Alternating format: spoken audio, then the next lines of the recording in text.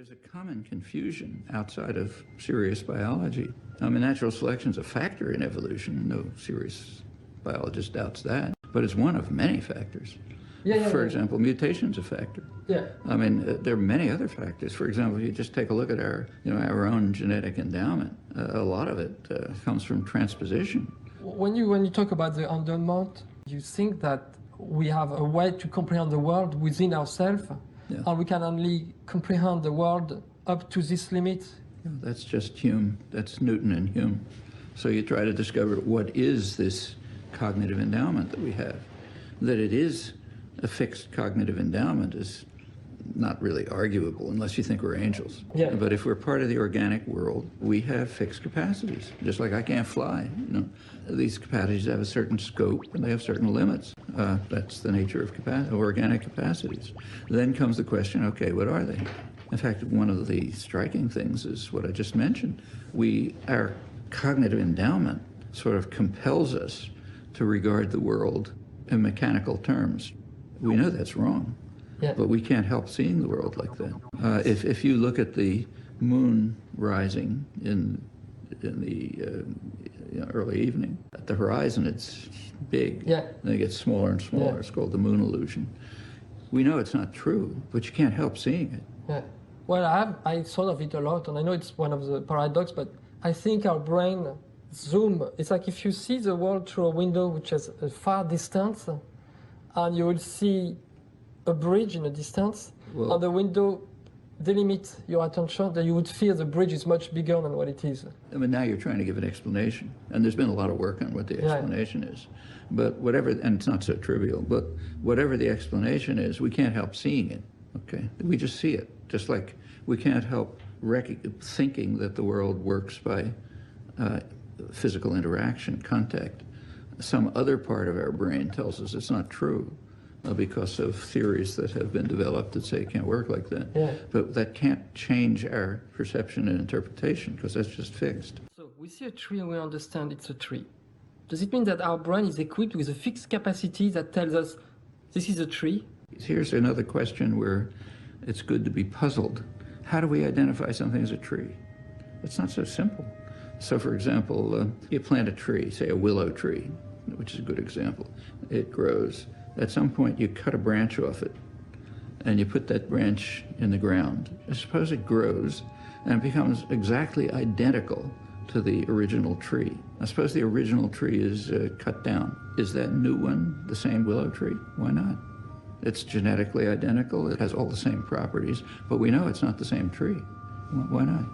And if you go further, it turns out our concept of tree or rock or person or anything is extremely intricate. And furthermore, see, here's what I think is just a classic error that runs right through philosophy and psychology and linguistics right up to the moment. That's the idea that words, say, meaning-bearing elements, like, say, tree or person or John Smith or anything, pick out something in the extra-mental world, something that a physicist could identify.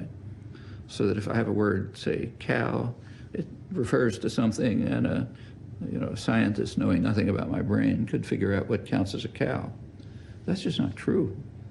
That's why you have classic books with names like Words and Object, Word and Object, Quine's major book, or Words and Things, Roger Brown's major book.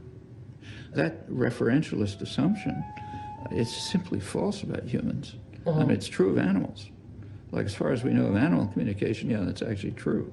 But for humans, it's simply untrue. And furthermore, every infant knows it. And that poses a huge evolutionary problem. Where'd that come from? It imposes an acquisition problem, a descriptive problem, an evolutionary problem. It's never been looked at because everyone assumes, there's just a relationship. That's like assuming things move to their natural place. We're never going to have a real understanding of semantics unless those illusions are thrown out. Well, something that always struck me since I was young is like you get the representation of the world by symbols first. Like logically, you would see a dog, and then you would see a drawing of a dog and make the connection. But in your life, you get exposed to a representation of a dog in a very actually simplified way. and then you go to the, or let's say you go outside and you see a real dog.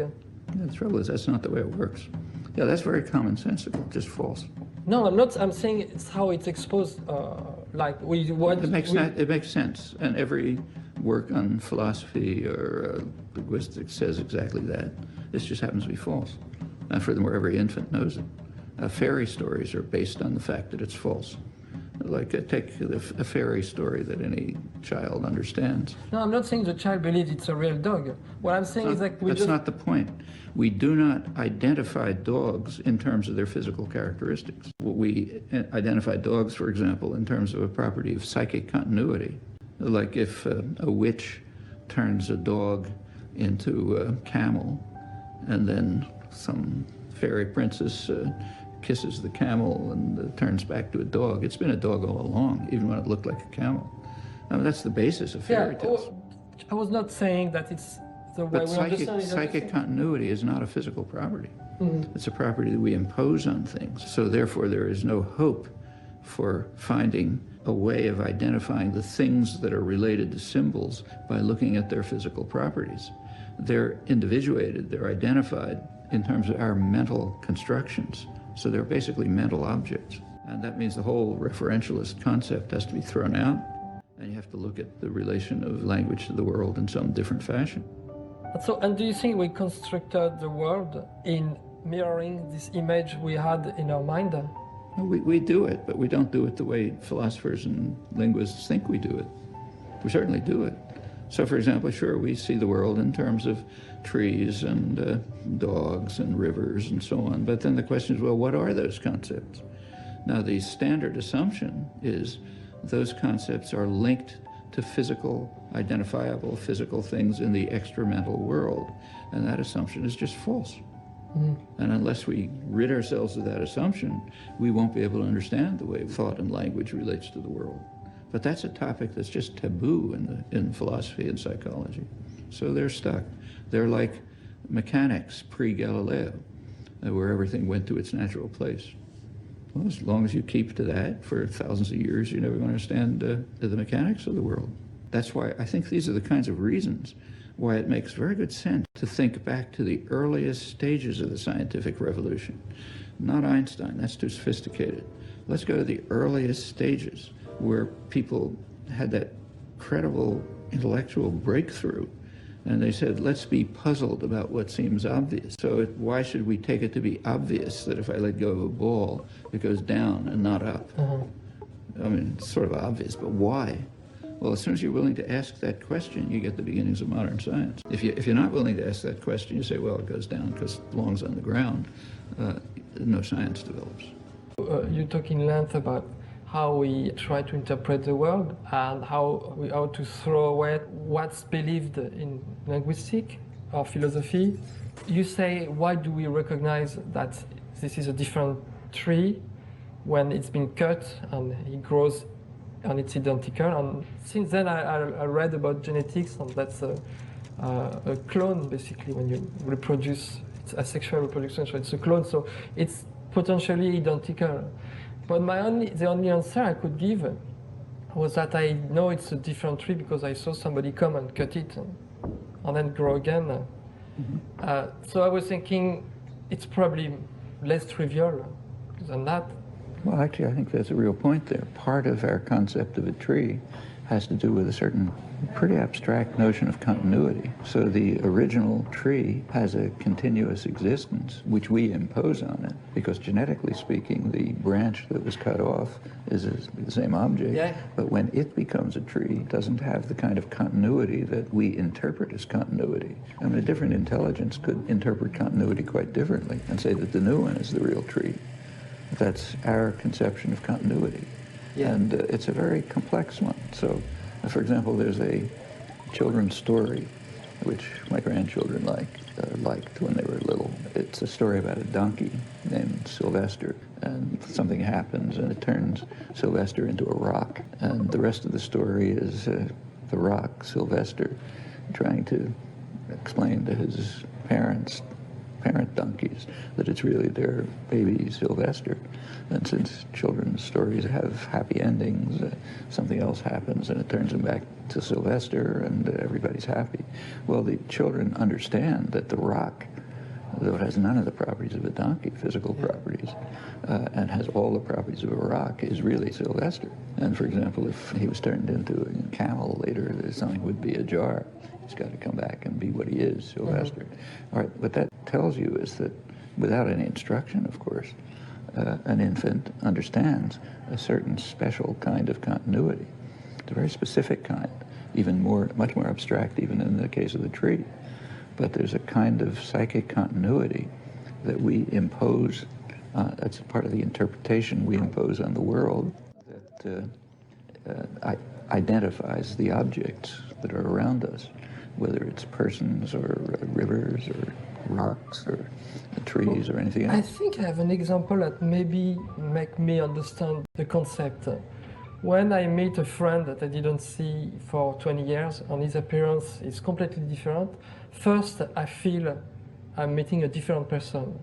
And then in the course of the conversation, and it's generally 20 minutes, 30 minutes, this person become my friend. And the old image of my friend, like his picture, become younger than he is. So I readjust, and I was wondering if this is a phenomenon that everybody perceive. All the time. I mean, we... But is this the same phenomenon that we apply to object? Yeah, same as with objects, like the tree or a river. Or, let's say take the Charles River over there, the river going past the building. What makes it the Charles River? You can have substantial physical changes, and it would still be the Charles River. So, for example, you can reverse the direction, still be the Charles River. You can break it up into tributaries that end up somewhere else and would still be the Charles River. You can change the content. So maybe you build a manufacturing plant upstream and the content is mostly arsenic, let's say. Well, it's still the Charles River. On the other hand, there are very small changes that you can make, in which case it won't be the Charles River at all. So suppose you put panels along the side so it goes in a straight path, and you start using it to ship freight up and down. It's not the river anymore, it's a canal. Oh, yes. And I suppose you make some minimal physical change, almost undetectable change, which hardens it. It's called a phase change, undetectable, but it makes it glass, basically. And you paint a line down the middle, and people start using it to commute to Boston. It's a highway, it's not a river. No, somehow we can go on and on like this. We understand all these things without instruction, without experience. They have to do with very complex notions of continuity of entities. A physicist cannot detect because they're not part of I mean, of course, the physical world is part of them, but it's only one part.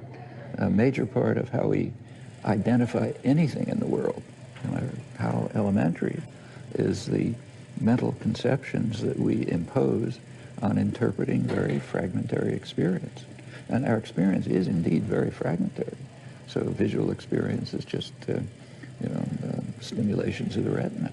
But we impose an extremely rich interpretation of it, including things like, say, continuity. Actually, a lot of science fiction is based on this. So if somebody's in a spaceship and they go somewhere else and they reappear, well, I've watched my kids watching these things. They understand immediately that it's the same person who appeared over there, that there's no continuity. On the other hand, I ask them sometimes, well, suppose that he had this teleportation or whatever it's called, and he appears over there, and suppose he's still here. Which one is the person? At that point, you get confused. Yeah. You don't know, because our conceptions don't give an answer to that. Actually, there are classical philosophical problems that are based on this. One famous one, what's called the ship of Theseus, goes back to the Greeks. Suppose that Theseus has a ship and he's on the ocean, and one of the boards falls off, so he throws it into the sea and they put another board there, still the ship of Theseus. Well, suppose this keeps happening until every board has been replaced, still the ship of Theseus. Suppose someone on the shore has been collecting all these boards and reconstructs what in fact was the actual original ship. That's not the ship of Theseus. It's the one that Theseus is on. even though it's the other one that's physically identical to it. This one isn't. So there's no point trying to solve the philosophical problem. The problem is an epistemological one. It's something about the nature of our cognitive systems. So it appears that, as far as I've understood, non-human animals have a direct connection between the symbolic representations in their minds and identifiable physical events in the world. So you take a vervet monkey, which has alarm calls, and apparently those alarm calls are triggered automatically by a certain, you know, movement of leaves in a tree, which they give a predator call, you know, and apparently it's reflexive.